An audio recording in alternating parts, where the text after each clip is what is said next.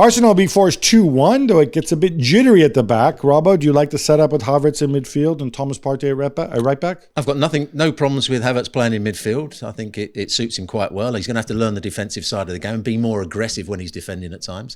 But I'm not sure why they played Partey at right back, because Gabriel came on as a substitute later on in the game. So throughout pre-season, White has played as the right back and Gabriel and Saliba have been the two centre backs. I think it's because he likes to have one passing fullback, and maybe that's why with Zinchenko out, he started with Timber on the left. Timber on the left, who can go in field and get on the ball. But he's not Zinchenko. No. And he's not Partey. Yeah. I had 78% ball possession, but they move the ball so slowly. I think there's still a lot to work on. Still a lot to work with at Arsenal. Roberto Mancini has resigned as the Italian manager. Is these sad days for you, Gab? Yeah, nobody saw this coming. I mean, I think there's something behind it. There is obviously Italy won the Euros, and they'll forever be grateful for that. They didn't qualify for the World Cup, but they did have a good qualifying campaign. They reached the Nations League Final Four twice under Mancini. Looked like everything was going. He was just given more powers in early August. There's two theories behind this. One is that he's annoyed because some of the guys he wanted to keep in his staff, the FA have added other people to his staff, including the under-19 manager, I think.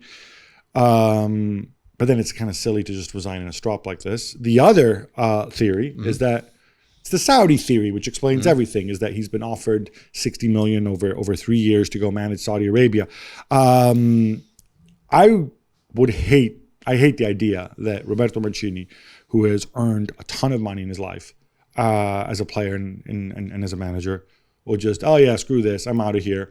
I'm going to Saudi because they're giving me a lot of money. That just would really thoroughly depress me. It's not life experience at this point.